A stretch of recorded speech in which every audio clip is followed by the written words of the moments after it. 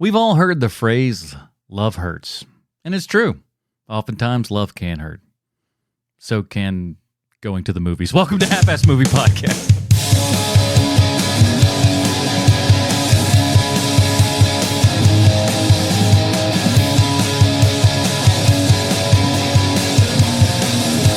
Ladies and gentlemen, welcome back to Half-Ass Movie Podcast, a show where we put together a half-ass theme as an excuse to watch movies. My name is Adam Portress, and joining me today, he was the guy in the theater next to you who kept saying, hey, that guy used to play football. Sweet Johnson Kovacs from the internet. I did. I literally did that this weekend. And be thankful that this is just audio, because his Cupid costume was a little bit revealing. Bruce Leslie. There ain't no diaper like a Bruce Leslie diaper that you can take to the bank. But it's fresh. It's a fresh one. And we're glad that he put on a fresh one, everybody, because February is rolling on with our new theme, the song of Ke Huy Quan, a ride through one of cinema's greatest stories. Well, we may have to amend that after this week. We'll find out. Last week we covered his very first movie. So now we're traveling 41 years to the present day to talk about the latest film from Ke Huy Quan in Love Hurts. It's out in theaters now. Over 40 years difference. How have things been going? We're going to find out. That's I don't know how many times that people are really doing that with this kind of stuff. Is like, we're going to have a person's very first movie and now their most recent movie, and we're going to judge you on all of it. So good luck. But we got all that kind of coming here. And do us a favor, subscribe to this show if you haven't already. If you're on YouTube, man, throw us a like and a comment for your mom, of course. And comments will be read on next week's show. We got a few comments from last week. We were talking about Temple of Doom here and everything. So let's read a couple of these comments for your mom here. Hey, Mom, I know you're in a coma. Uh-oh. Oh, I so hate that I ever suggested this. This is to me, it's the best. To me, it's the best. Keep going. Gosh, this is amazing. By my own creation. Amazing.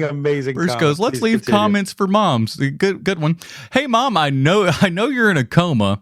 When you wake up, I hope you read these messages and know how much I love you. They say amazing. They say familiar sounds help people recover faster. And since I've been a disappointing figure to you, I figured the only thing that you'd want to do is hear the HMP guys.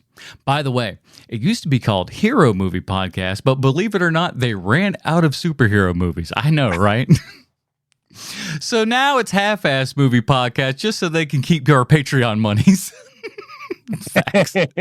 Facts.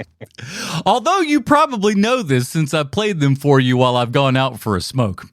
Anyways, here's the one with... here's one with that little Asian kid that you liked. By the way, calling them that eye slur that you used to call them was now frowned upon. Stay woke, am I right? Oh, wait, that came out wrong. Anyway, hope to see your gray, dull eyes soon. Your son, Dr. Clayton Forrester.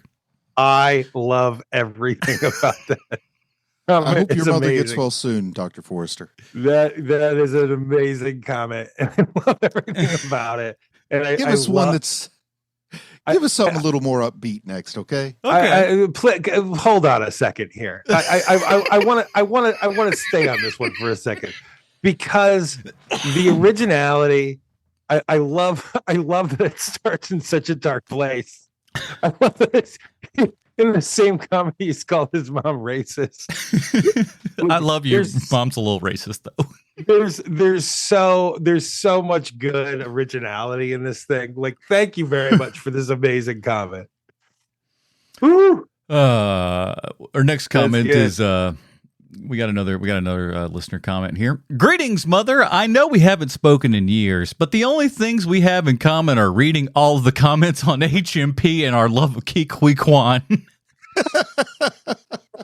Nothing brings estranged parents back together like Ke Huy Quan.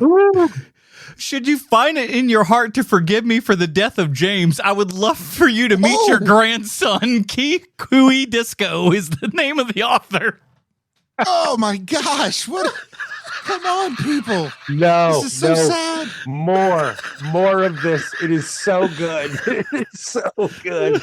I love everything about these comments. People are amazing. I love these comments so much. Hit me with something to make me feel good here, Adam. Okay, comment. You got it.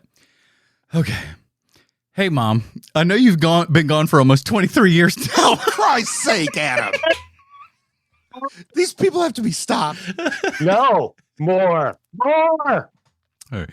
Hey, Mom, you've been gone for almost 23 years now, and I just want you to know that things are good, and I found some good people to make it all worthwhile.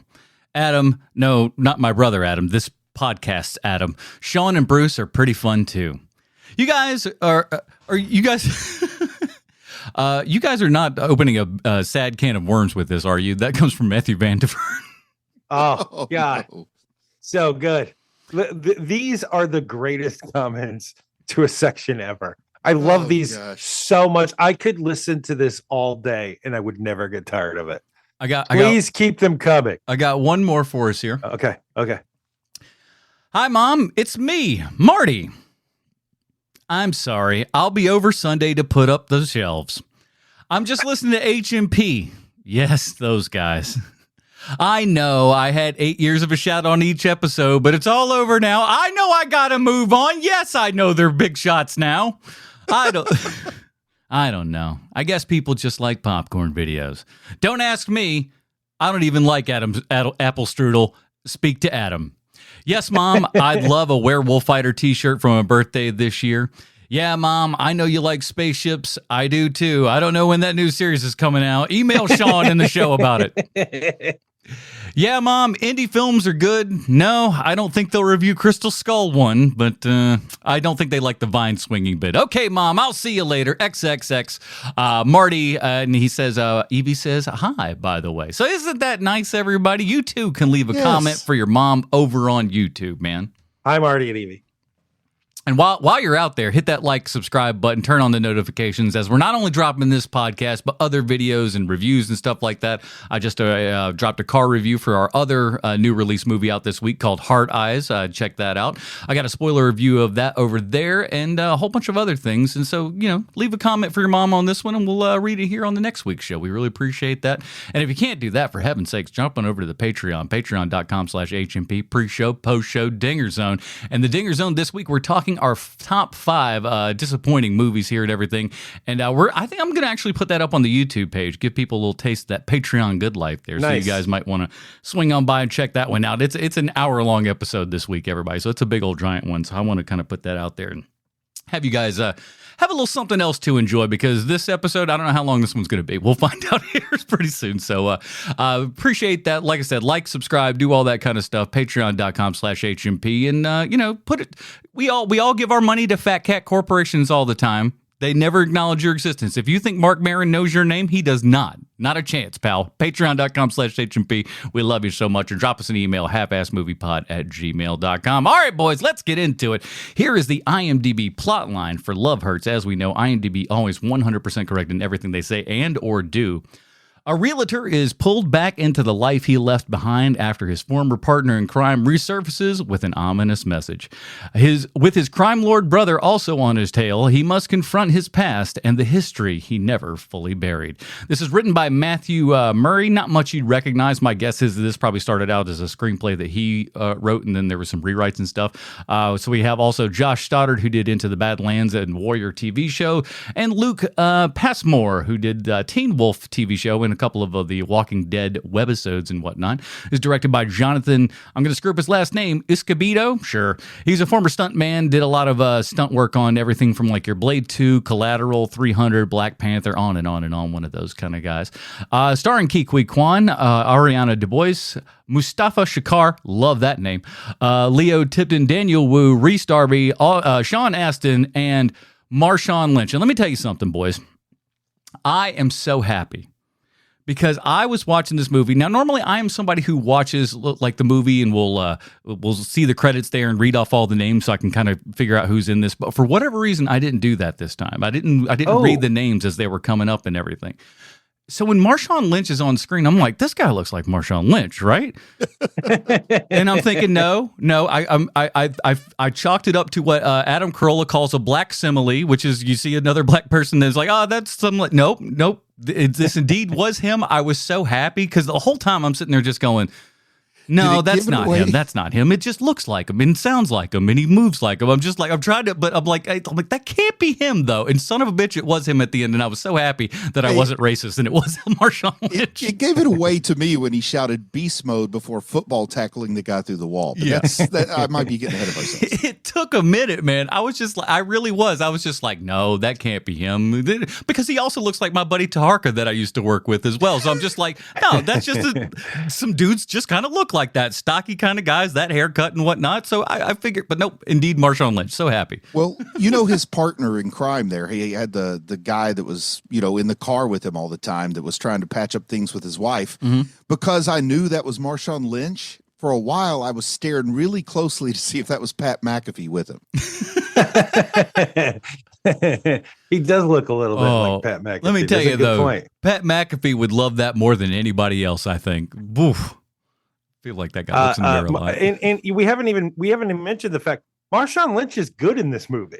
Here's the thing. I kind of knew he would be good. Like, not that, like, I say this. Remember when he was not talking to the press? Yeah, I'm only here so I don't get fined. His like one word answers and just how silly and just goofy he was at that time. Like, I kind of knew that if he decided to do something like this, he could probably pull it off because the guy had just a lot of charisma, just messing with these people, just going, I'm not answering any of your questions, or I'm going to give you a one word weird answer and look at you while I'm rolling my eyes and half dancing around in a daze on the lectern there and everything. It's pretty awesome. I knew it'd be great because I saw him in like this independent film that I don't know if a lot of people have seen it or not, but it's a great watch. It's called Bottoms, came out a couple of years ago, and he has a sizable role in that. But ultimately, going into this movie, what, like you said, Sean, this was one of the ones that you'd seen the trailer and everything, and it kind of caught your eye. Oh yeah, I was all in, baby. Seeing the trailer for this, I was like, man.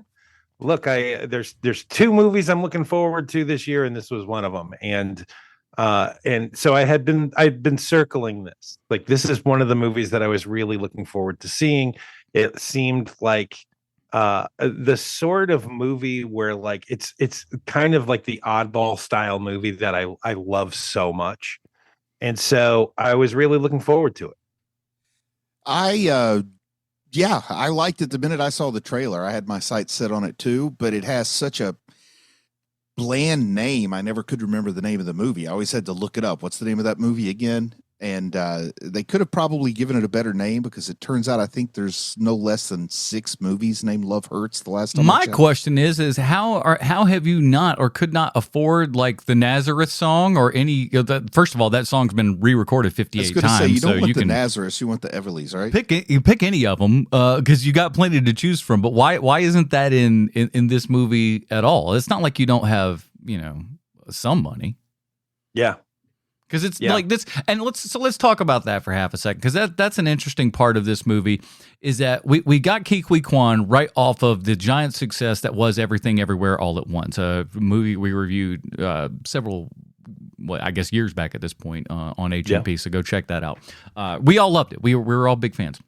And of course, everyone else was a big fan of Ke as well, because we get an Oscar out of this bad boy and everything, which is pretty sweet. You're coming back from, this super long hiatus of not really doing film, certainly not being, the star-facing actor there and everything.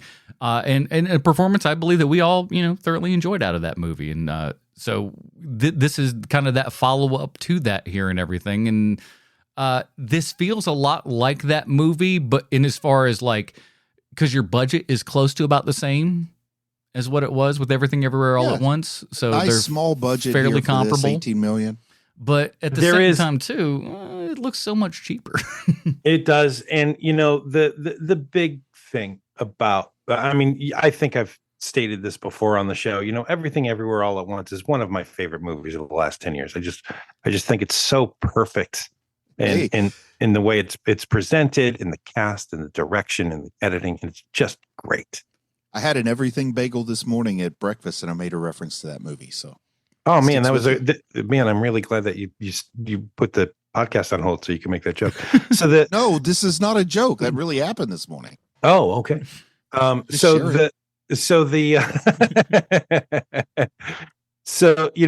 When here is I'm just going to come out and say it. I'll break the ice. Mm-hmm. This is a very, very, very disappointing movie. When you hear that, the people behind Nobody, the people behind John Wick, like some of the people behind John Wick, and now we've got a movie with Ke Huy Quan, who is, he was a martial arts guy behind the scenes for the last 25 years. So like, you're like, oh man, that's amazing. Like you guys nailed it with Nobody. You guys have nailed it with John Wick. This is gonna be a no-brainer. Like we're really gonna enjoy ourselves. And here. we're at a time where this is very much kind of a film that continues to be made, as you just said there. Yeah. It's like we've seen this successfully done. So when you have all of these elements together, it would seem to add up that that's what you would kind of get. There are 3 cardinal sins to this movie, but I'm sorry, Bruce, go ahead. Cause I'm about I was to just going to talk over. about like expectations and disappointment and that sort of thing. Mm-hmm. I know it's obvious the comparison to John Wick, but I kind of was going into it thinking of like Liam Neeson in Taken, redefining his career for a little while. This is a chance for Ke Huy Quan to expand his range. And I went into it wanting to see him beat people up and have a few laughs. And I saw him beat people up and I laughed once or twice. So I think I liked it better than you, but I don't have any problem with an okay movie. So there's 3 cardinal sins to this movie, which made it almost impossible for me to enjoy it. One, the first and most obvious cardinal sin is that Ke Huy Quan is clearly playing a character who is a much younger man than he is. And he does not look the part. I mean, at all. Daniel Wu is his older brother. It's really, it is a cardinal sin. Like it is really hard to look past that. And then the second part to this is that he is supposed to be playing someone who has this incredibly vicious side to him, right? And like it's just under the surface. We're gonna get there, but it's Ke Huy Quan. Yeah, like he does not pull off menace. It's one of the things he definitely does not. He's got a sweetheart face. You can't help but look at him and just go like, "That's a man that can barely hurt a fly." He looks like just a nice dude. And I love him. The mustache. Right, like the mustache is supposed to like add some menace to it or something. It's like what are we talking about here? Like I think that they kind of pulled off a miracle with Everything Everywhere All at Once with him, where there's just something inherently dopey about him that makes you love him. But in Everything Everywhere, they have that moment where you're like, oh, also this guy can simmer. He can be a sexy man, and they made that happen in that movie. And he can pull that off. Like they show you that, oh, he has that speed if he needs it. But being someone who is like an enforcer for the mob, and he's the scariest guy who used to work in this mob, like that doesn't work.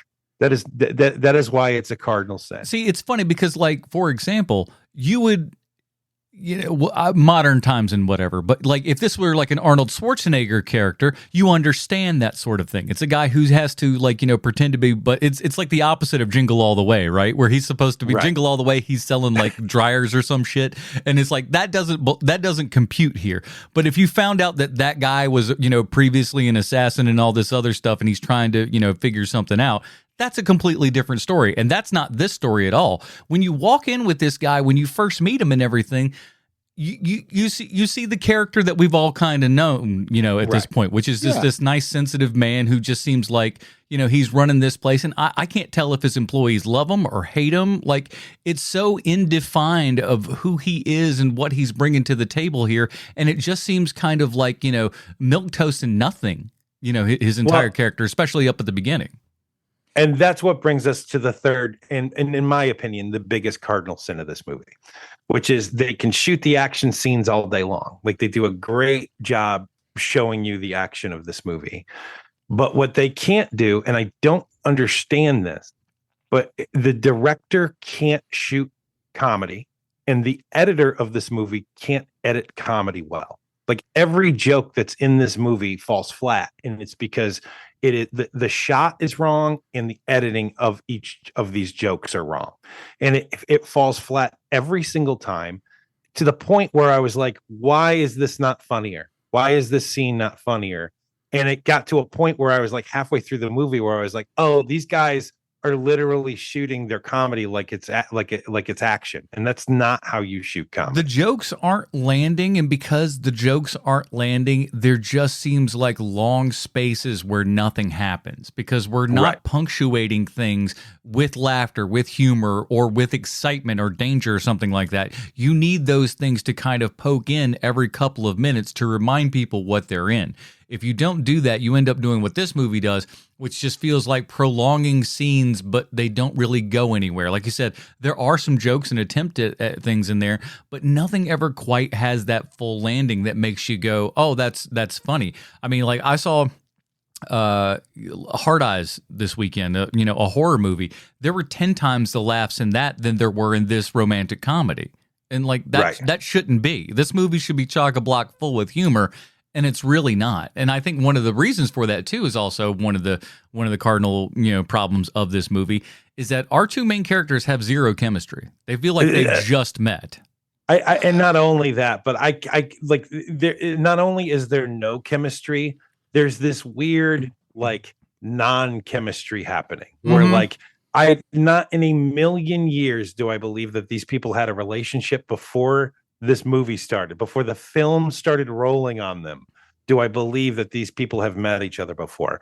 And that is a problem with your casting, and that is a problem with your like I guess with the script is probably the problem there because they don't set it up well enough. Like, why would this lady be with this 52-year-old man? It doesn't make much sense. Who's kind of scatterbrained. He's all over the place. It's not like he is at the top of this, real estate firm here and everything because he's number one and he's always got it in control.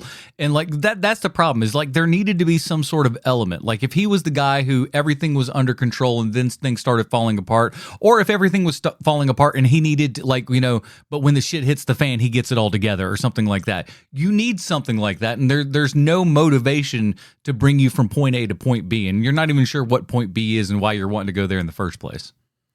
Right. Well, I'll kind of offer some things I liked about the movie. Yeah, please, because I have a couple of things too. That's great. Yeah, I thought it was an okay film, and we're in a world where saying something's the okayest thing ever is an insult. But I got no problem with an okay film when it's an action film or something like that. But the things I like about it, it's a plus to me, the absence of menace, because I really think this is something that can appeal to a certain demographic that wants to live out a fantasy when they go see it. And they're like, I'm tired of always being stepped on at my job at H&R Block. I wish I could just secretly be an assassin. That part works for me. Also, I like the idea that someone's attempting martial arts comedy because there's been a real void as Jackie Chan's aged out of it. And I see Ke Huy Quan here, and I kind of think, this is his first attempt and nothing gets off to a great start. I remember watching The Drunken Master and seeing how much better it got by the time we got to Rumble in the Bronx, And I kind of hope that he gets to take a couple more stabs at this sort of thing because I think he can figure out the formula that works for him if people work with him.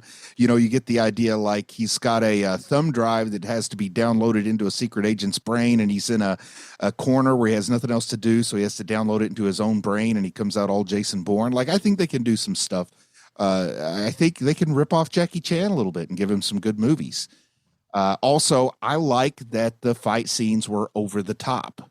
I like for a fight scene to be exaggerated and cartoonish, and I love the way people were flying across the room and getting drug, and it makes it kind of stick out from all the hyper-realistic fight scenes people were attempting with all the elevator and hallway fights for a while that just don't look as pretty on film, but maybe they're choreographed more realistically.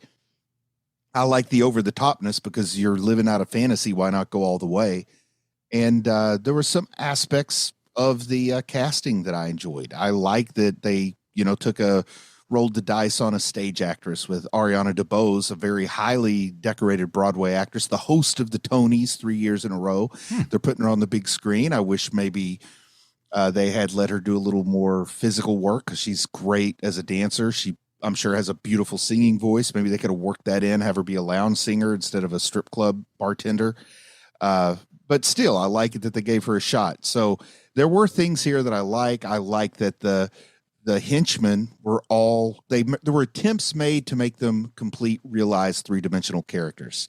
Very, in my mind, very Tarantino-esque with some of the conversations. Oh, I would have preferred we had like a whole separate henchman movie and stuff like that, because they seemed like far more interesting characters. You're having a lot more fun when you're with, you know, the henchman crew here and everything, and than you are with your main characters. So yeah, give me that movie.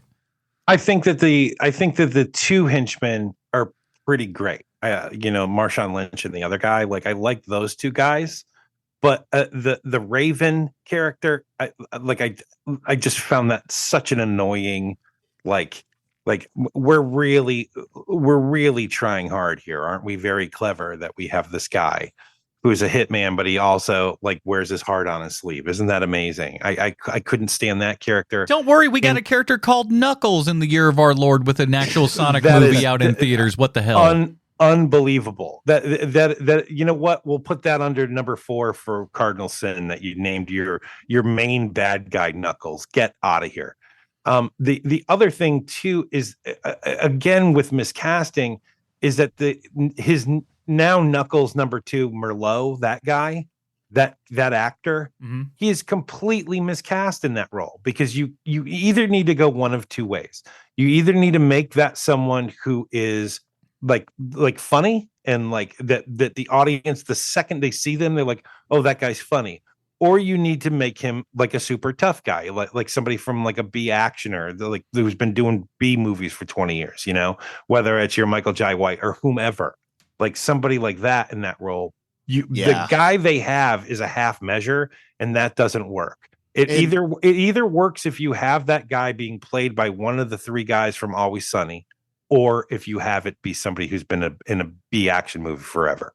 And talking about a half measure, his name was Merlot. Instead of Rose, the lady should have been Chardonnay. You know, if you're going to do that, because Rose is almost rosé, but it's just not quite. So go all the way, or don't go at all. Mm-hmm. Yeah. But I thought that the guy was hateable. He had that going for him, and he seemed Weasley, so he wouldn't get there by strength of his arms, you know, the way that everybody else did. He would have to sneak his way in. And the Kippy character, I wanted to see him get tortured more, probably. But once again, there was enough going on, but I really didn't care that much about the story, because I was there to see these highly stylized fight scenes.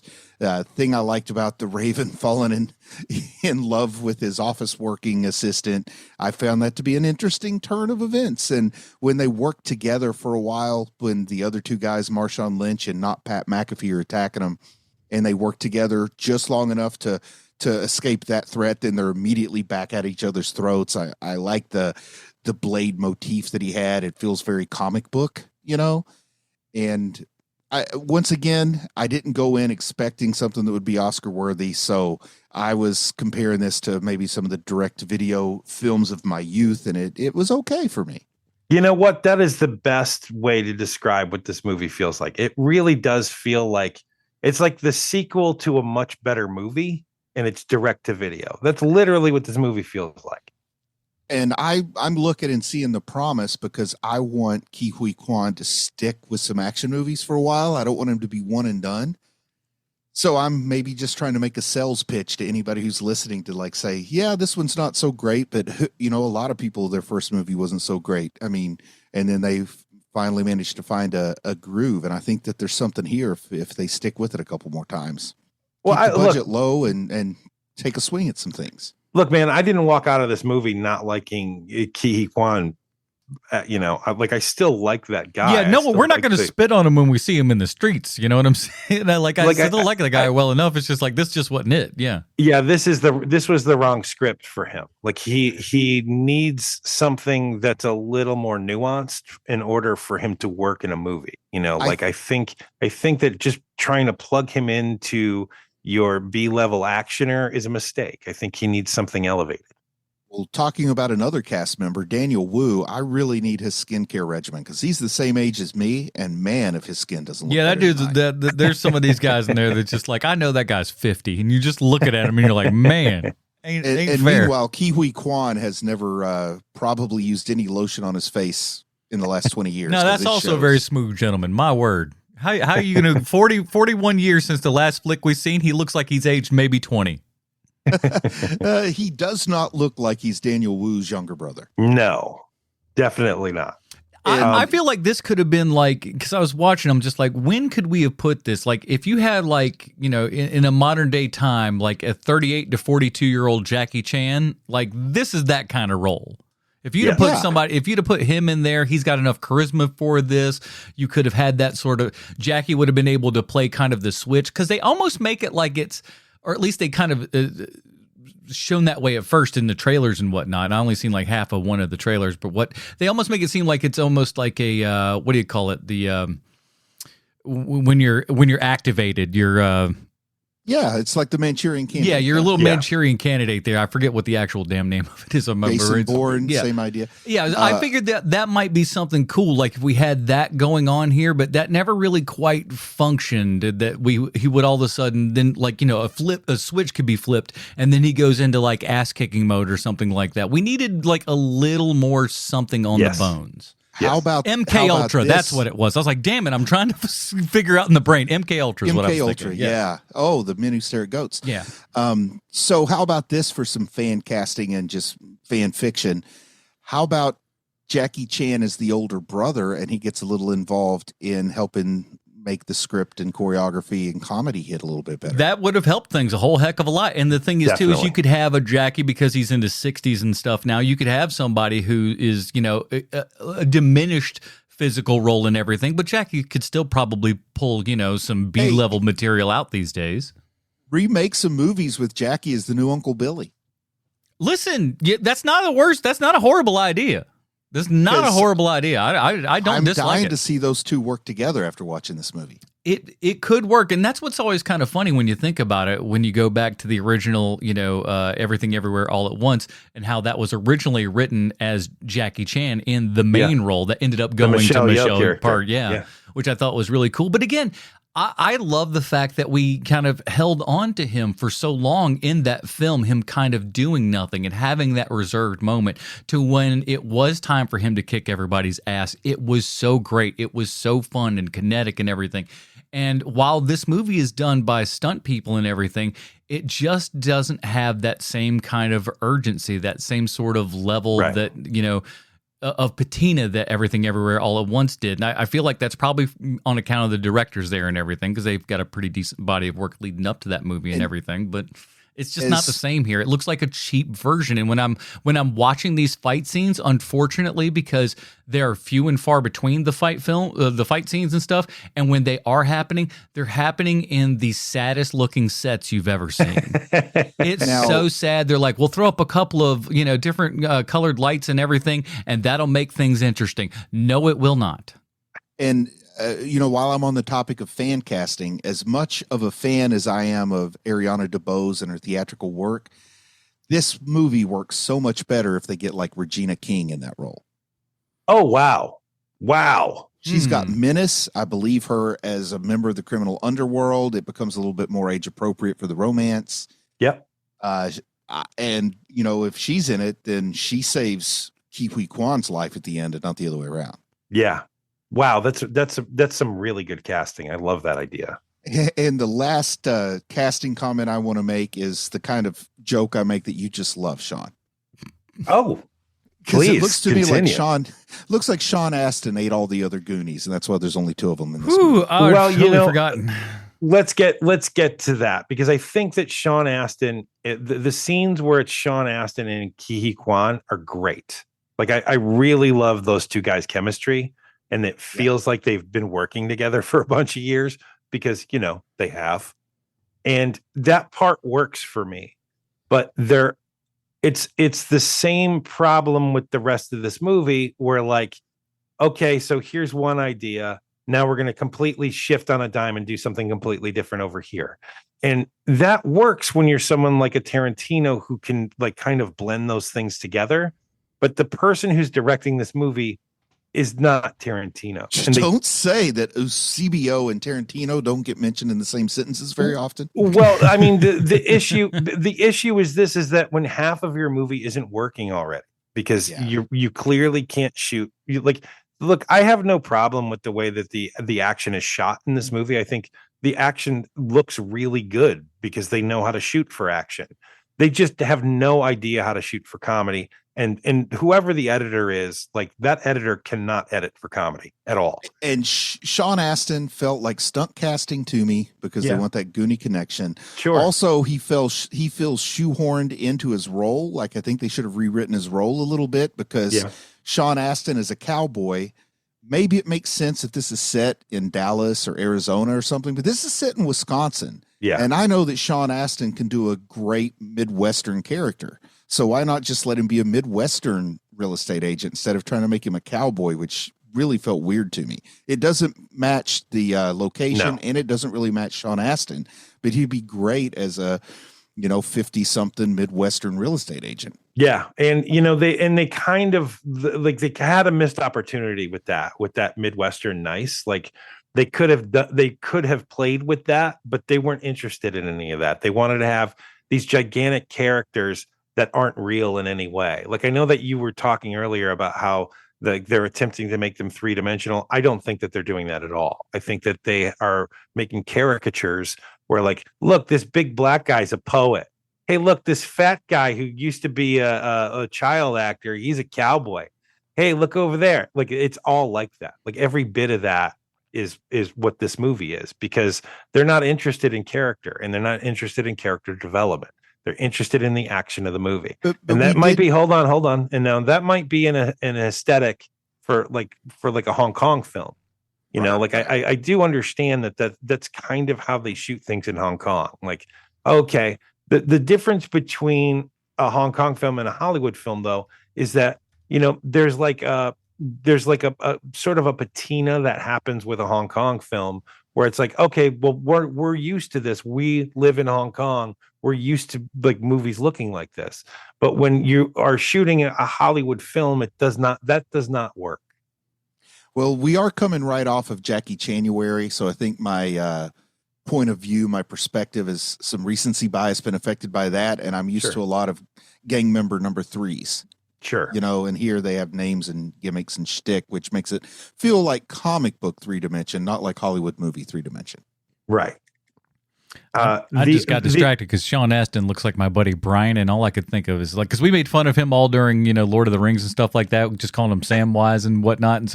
And as time goes on, and Sean Astin gets fatter, God bless, whatever. I'm not judging, but it is true. Brian's been fat all the time, but he looks, but he's now really starting to look like him because he's getting up to like where they're about the same kind of lbs there and everything. So it's getting a little bit frightening. But that's what I was just I was just sitting the whole time just going like, man, he keeps looking more and more like Sean Astin as the years go on. I don't want to see a full movie in the theaters, but I would love to see like a YouTube short video where all the original Goonies get back together and go on another adventure. I don't know what they're going to do over there. I just know that, like in that most recent pic of them all online, getting around for Ke Huy Quan's Hollywood star here and everything, how 53-year-old Corey Feldman has the bleach blonde hair of of Dexter from The Offspring. It's like, what are you doing, man? What year do you think this is? Well, I mean, look, man, the dude was wearing a Michael Jackson jacket as recently as 2 years ago. I mean, what are you going to do? Hey, listen, man, his guitar playing for opening for Limp Bizkit is something to behold. I'll just say that. The real measure of how much it meant was Brolin there. He was. Then it meant a lot. He was. Brolin was there and gave like a really touching kind of speech there and everything. It was real nice. The kind of the little ceremony and everything, all very nice. I know in our text chain I was shitting on him, but well, you were having a bad day. It was a bad mood that day, but yeah, it's actually really, really sweet to see all those guys in there and to be like, hey man, our buddies kind of finally get it in here and everything, and that's pretty sweet, and it's nice to see them all together like that. It's also a testament to the fact that, this isn't just some Hollywood produced thing where like, hey, Ke Huy Quan is a really nice guy. Like this shows you that, oh, he actually is a really nice guy, that these people that he worked with 35 years ago are showing up for his Hollywood Walk of Fame because he, he's important to them. Like I know. I think of how few of my childhood friends would ever show up for anything for me, no matter what it was. Yeah. I could win the dang, I don't know, what's something big a person wins? The Nobel Prize. And I'd be lucky if more than one person from my childhood showed up. So with this, let me ask this. Now, do we like Martin, like the character of Martin, or is this just that we like Ke Huy Quan, that we tolerate him as long as we do? Well, there is no Martin character. Like, I mean, that's the thing with this movie, is that like that is not a thing. Like, it's basically a husk that Ke Huy Quan is inhabiting, because it's just Ke Huy Quan. Like, there's no I mean, it's the thing where, like, it's basically like Speed, where, like, like Keanu Reeves, we know his name is Jack in that movie because of the Dennis Hopper line. What are you going to do, Jack? What are you going to do? But that's the only reason why you know that character's name, because it's Keanu Reeves is in Speed. Yeah. And it's kind of the same thing here. I mean, I only know John Wick's name because it's the name of the movie. Right. And if you call that movie something like Action Dude, I would call him Keanu every time I talked about him. You're not wrong. If that had some sort of obsequious name that wasn't John Wick, would you remember the name? That's a good question. Of course not. And I think we're leaving money on the table that we don't have a script for something called Action Dude. Hey, we did I want to review star in it, do my own stunts, so let's go easy on the stunts. Boys, did you forget so quickly that we reviewed Action Man on HMP Volume 1? Oh, right. So, we've That's gotten right. pretty It was damn dude close at the last minute. You know what I'm saying? I do want to say there is one moment in this movie that completely shocked me, because that's the other thing about this movie, is there's nothing surprising about this movie at all, except one moment where it was shocking and it was awesome. And it's when the property brother gets shot in the head. That was incredible. Now, that's something that got laughs out of me, is the idea that he's like, I've got a black belt in karate. That's his whole like gimmick as a real estate agent. So he comes over and he like karate chops Marshawn Lynch. It has no effect. And the whole time I'm thinking, like, he probably is going for a Ben Affleck look. He looks like that all the time, though. Yeah, but I think that was appealing to me. I like the idea that he kind of looks like somebody more famous.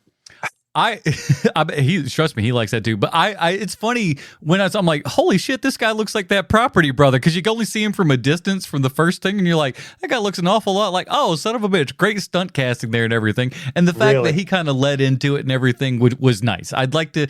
It didn't feel like he was taking himself Scott seriously. Is the fella's name, by the way. Yeah, and then got shot and everything. So like it.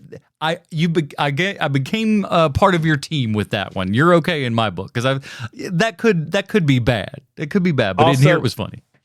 Also, keep in mind that property brother, that guy has so much money. He probably is the richest person, that even with like all the producers and like the Hollywood execs, when they would show up to set, he still had more money. I was going to say, someday we're going to find out he bankrolled the movie just so he could play that part. He might be, man. He has that kind of cast. Like, keep in mind, not only does he have like 17 different shows on HGTV, but he also has like things that you can buy in Lowe's and Home Depot. Like, he has like product lines that sell very, very well. I've used some of their products in my own home. Not to mention, he probably doesn't get that show without having multiple millions of dollars of sales in the real world before the show came along. Well, there's that. And I mean, the fact that he's a twin brother, I mean, like that probably greased the wheels as well. Which one of these handsome bastards is doing that really hot chick? I don't know. I forget who it is, but one of them's got a really... One of them's married to the new girl. That's what Zoe Deschanel. That's what I was thinking. I was thinking it was this guy. I could be wrong, but that's... I don't know which one it is, but I know it's one of them. She doesn't either, so they both take turns. Hello. Lucky fellas. Little high five tag on the top of the rope there. Apparently his spouse is actually a person with a Vietnamese name, Linda Phan, so maybe he's just a fan of Vietnamese actors or something. Yeah, listen, he wanted those karate lessons to pan out, like that wasn't just part of the story. That was part of the actual lore that they had him put in for his character and whatnot. So it totally pans out. I love that camera shot through the hole in the head, though. Well, I mean, that's Death Becomes Her, but like that is a very good shot, and I really like I really like that scene, and I was so surprised at just how like game that property brother is. Like, he was like totally down with all of this stuff. Yeah, he looks like a dope the entire movie, and then he gets killed badly. So like, wow, he really was just he was on board, baby. And I was so surprised, like pleasantly surprised by that. It's my favorite moment in the movie. And I like it because I'm expecting him to be bitter rivals, and he immediately runs over to help. You know, Yeah, that that caught too. me off guard too. Yeah, he seems like too. he's being a really good guy. He's super enthusiastic and then dies right away. Pretty fun. I love stuff like that. That's a good little swing for you there and everything. And at least that works. Now let me ask you guys this. Based upon, kind of what we've seen here and everything and where, the guy's career is going, we talked about it a little bit, but should Ke Huy Quan be getting, more cracks at this leading man services, or is he probably better supporting character like he was in Loki? Because I think we all enjoyed that performance for sure. He was great in Loki. I think that you can still make him a main. But the problem is that he has to be so selective with the script, and he might not get the chance to do that again, which is unfortunate because I think that he is a joy machine, and there's something very special about this man that you could bottle and sell. So I think that, but you can't plug him in everywhere because he doesn't work like that. He's not an everyman. Like you basically have to cater to his strengths and weaknesses in order for a script to work. And this is not that script. I'm going to be in that camp though, where his presence, until I see something different, his presence for me is still worth the price of a ticket. So like, even though I keep calling this movie okay and not great, I'll go see the next thing he's in. I'm still team Ke Huy. I want to see him. I think he could do some more leading roles and stuff like that, but I think what he needs to lean into is certainly the comedy aspect of it all. Comedy plus your kind of actiony and martial arts sort of stuff. There was an episode just recently of the Video Archives, Quentin Tarantino's podcast and everything, and they talk about this movie called like 2 Minute Warning. It's got like Chuck Heston in it. It's about a guy who is an assassin at the Super Bowl, right? And how and they were covering a Chaplin film earlier, and they're like, wouldn't it be funny to have somebody like Chaplin be that assassin or something like that that's going around? I'd love to see something like that here, where like he's playing somebody who has like this serious job or whatever, but can't get it together to, pull off the hits or whatever, or does so miraculously, even despite all of his, foibles and mess ups and everything. He's seen as Liam Neeson in Taken, but he's more like Mr. Magoo and just happens to do the right thing at the right time, and things fall in like that. I'd like to see him in a movie, something like that, because I think that could play to his strengths. But the problem with that script that you've just spoken to is the problem with this script, which is that there's the other aspect of Ke Huy Quan that isn't used in this movie, which is that the guy for whatever reason brings so much heart to a role. Like, think of that moment in Everything Everywhere where it's such a devastating moment in that movie, and the movie changes on a dime, where he's basically saying to Michelle Yeoh, he's like, look, I know that you think that I'm weak, and I know that you think that like the fact that I'm loving and caring is a weakness, but you're wrong. That is my strength, and that is always what you have gotten wrong about me. And when that moment happens, the first time I watched that movie, it was like my chest was being crushed by words. Like, it's literally what it felt like. And that kind of heart is missing from this movie. And that's part of the problem with this movie in particular, is that, like, look, we all love Ke Huy Quan. Like, I don't love him any less because he's in a bad movie. That happens all the time. But like, I'm concerned that this is his one shot at being a leading man. And I think that they need to give him another script for that. It just needs to be something that's heartfelt, and it needs to be something that's catered specifically to his strengths. And this is, like I keep saying, this is not that movie. Well, I think the good thing is with the budget itself being around $18 million, it's not that big. So even though it's not going to, like, it'll probably like just hit even here and everything. So I don't know that it'll be super detrimental to things, but like, it's an uphill battle, and especially with the ever closing windows on theatrical to digital and home release and everything, getting smaller and smaller and smaller. It'll be tougher for a movie like this to make that kind of money back and everything. Hopefully, this could be. I could see this being a thing that pops up on Netflix in 2 years, and then people kind of go like, "Oh, okay, yeah, that's a little Sunday afternoon movie." I'm clearly in the minority by liking it. The public obviously hasn't liked it if the box office receipts are anything to go by, but I'm just hoping that there's enough seed here that we get the good version of this made someday. I hope you're right, man. Yeah. I would love for that to be the case. All right, so we ask it every question about the person we're covering. Is Ke Huy Quan doing it in this movie? Man, well, he's the only reason I bought a ticket. I'll just say if it was anyone else other than, I don't know, I shouldn't say anyone else. They probably could have found something interesting enough that I would have gone to see it, but I've already seen everybody's version of John Wick, so it took somebody really special like Ke Huy Quan to get me to go to the theater and watch it. Another one. Yeah. Yeah, but not for nothing, not to poo this movie too much, but this movie's no John Wick. No, not even close. It's not even a nobody. It's not even that, Right. Well, I mean, the thing that you just mentioned about those, with those two movies is that there's no the script is smarter than it needs to be in both of those cases, and it's the exact opposite in this case, where this is one of the dog dick dumbest scripts you'll ever see in a movie. It's just so dumb. I love Ke Huy Quan. I love him. He is completely miscast in this movie.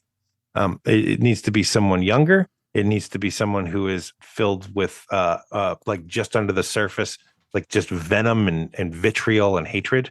And he doesn't have any of that inside of him. And also he has so much heart as a performer, and you don't get to see any of that in this movie.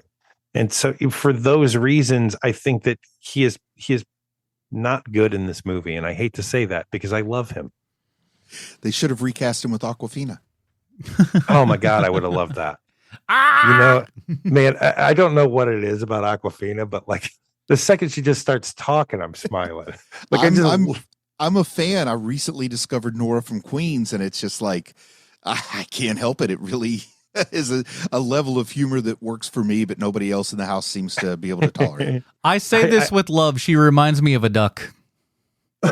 Yeah, a little bit. She got a little duck in this too. Yeah, no, ducks are funny creatures. That's why she's funny. She got a little whack. It's a little quacky. I like it. Ah, man, she's so funny.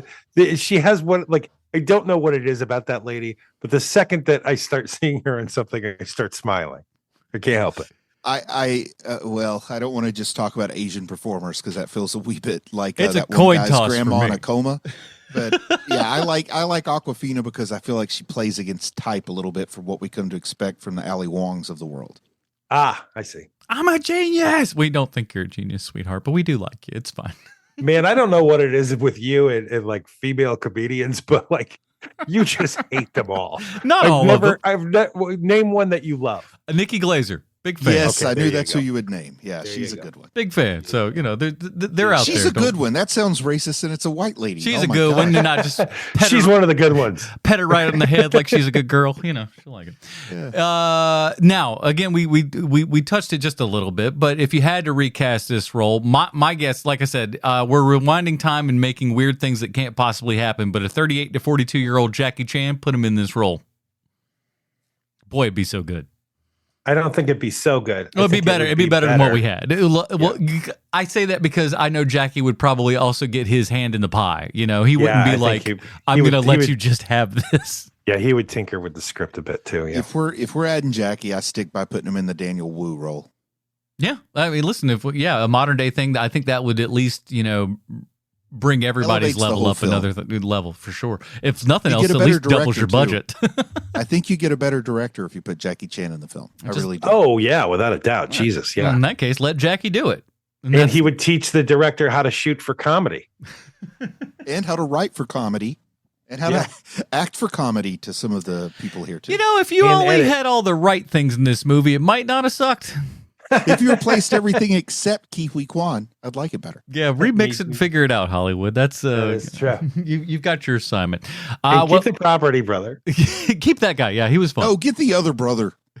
I like the idea that you walk in just going like, man, I wanted the other property brother so bad. I was just like, I couldn't get into it, man. Yeah, you're only a fan of the one and not the other. That's so great. I don't like the one with the beard. The clean shaven one, that's the one I want. Ugh, get the beard guy out of here. No, don't give me the fake blue collar one. Give me the fake white collar one. Yeah, I want the guy who's like, he's the foreman. Movies only come in two forms, everybody. Don't know if you've heard this or not. They're either art or fart. Bruce, love hurts. Art or fart for you?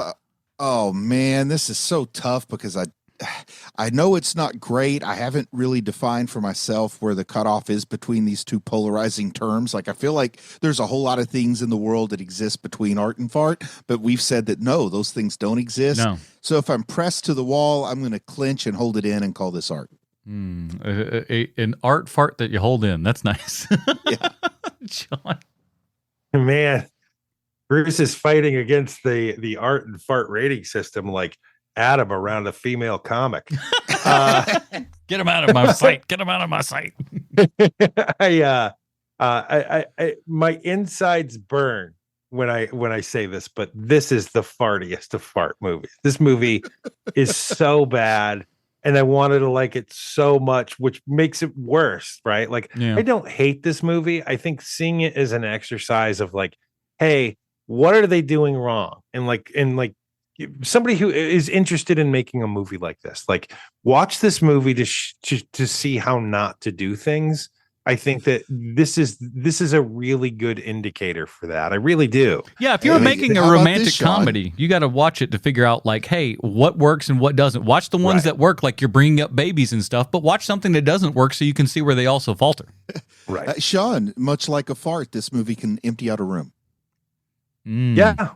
Yeah. I had the theater all to myself when I saw it. I could have farted all day long. Nobody would have known. It was Lindsay and I and two other people, and I think that I ruined the experience for the guy behind us because I kept going like, boo.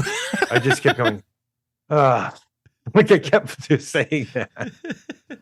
I can't remember the movie, but there was one movie once where there was somebody in there, and you could just see like every like scene changed. Their body just kind of like went half limp, and like that was me. It just killed them every single moment. Just like, oh God, we have another scene in this movie. Please. That was me for this because I wanted to love this movie so much. I wanted it to be like one of those like secret quirky movies that I love so much, and it's just not that, man. Yeah. It's a fart for me as well. It's just kind of like I wish it was so much more than it was. The elements are there, but the stars are certainly not aligning for this. I mean, I saw two movies in the theater this weekend between this and Hard Eyes. I'd say I'd watched Hard Eyes probably 3 times before I watched this again. Oh, wow. I'll watch this whenever it's streaming for free again. I want to watch it at least one more time, but I don't want to pay. I'd probably give it one more on a streaming thing. I probably would do that. It's at some point down the line, not anytime soon, not in the 3 months that it'll be, when it's on streaming, because it like all movies these days, it will be there in like 3 months, so, or less. Let me know what you guys think of it when you watch it again, because I'm not probably never going to watch this again. But if you guys have like, hey, you know what we didn't think about the first time we saw this movie, then I might see it. It's like it's one of those I would hope to find a little something in it that I didn't quite see or enjoy, and like those times happen when you go to the theater where you're just not feeling it. Yeah, it activates my imagination because I want to see a remake of that movie where Jean-Claude Van Damme played twins, but I want Ke Huy Quan to play twins, and one of them is the younger version with the mustache and the black hair. But they have to be doing the accent. I will say this about this movie is that this movie is so poorly written, it made me go home and work on my script. Because I was like, if they're making this movie with that terrible script, I got to get my script in order. Just go, by God, we can do anything. If this is what's possible out there, who's to say that I can't have a swing? I think you're right. Exactly. It's a very motivational movie, this one. Yeah. One saving grace I have when I go to the movies is I'm yet to see any scripts more ridiculous than what I come up with. So, well, it's no werewolf fighter, I'll tell you that. I go to Full Moon Features for inspiration. Well, we hope we've inspired you to stick around for yet another week of our Ke Huy Quan marathon here and everything, because we're going Tarantino style, everybody. We went from the beginning. Now we're to the end. Now we're going back to closer to the beginning again, because we are covering 1985's The Goonies. Boy, oh boy, am I excited for this one. Have you guys seen The Goonies in a while? Oh yeah, I watch it at least every 2 to 3 years. Okay, good. I'm glad that we're all kind of on board here, because I am a longtime Goonies fan and everything, so I'm excited to kind of go back to that and watch it. And hey, listen, man, anytime that you can have a movie on HMP where a Feldman is involved, watch yourself, boys and girls. Special day. Yeah. We got a big one coming up here, so maybe we'll have Bruce write a little extra piece or something. I don't know. So ode to Corey or something. Who knows? It'll have nothing to do with the movie or Corey Feldman, but I'll ramble on I'll about write toothbrush something, bristles boy. or something. That's what we do around here. In the meantime, Bruce, where can we find more of your work on the internet? Werewolf Fighter, man. That's all I got going on right now. It's the gift that keeps on giving. So go over to YouTube, search Bruce Leslie, Werewolf Fighter, search Werewolf Fighter, whatever you need to do to get there. But it's free, it's fun, it's ad-free, and it's not monetized. I just enjoy sharing it with the world. Need to get Marty a T-shirt for Christmas there for Mom. Yeah, I've only got like 10 months to work on that. So you're working on an Adam timeline, are you? All right, good to hear. Sean, what else? YouTube. Go to YouTube. Yes. Write comments to your mom. Leave comments for your mom over there on the No YouTube bummers, and everybody. please. No, keep doing. Comment what you want. The originality of what people are bringing in is fantastic. Keep it coming. So do that and like and subscribe. We got all kinds of other videos and stuff coming, so really appreciate that. That is it, everybody. Join us next week for The Goonies from 1985. For Sweet Sean's a Kovacs from the internet and Bruce Leslie, I'm Adam Porteous, reminding you until next time, be a dirty baby and leave a comment for your mom.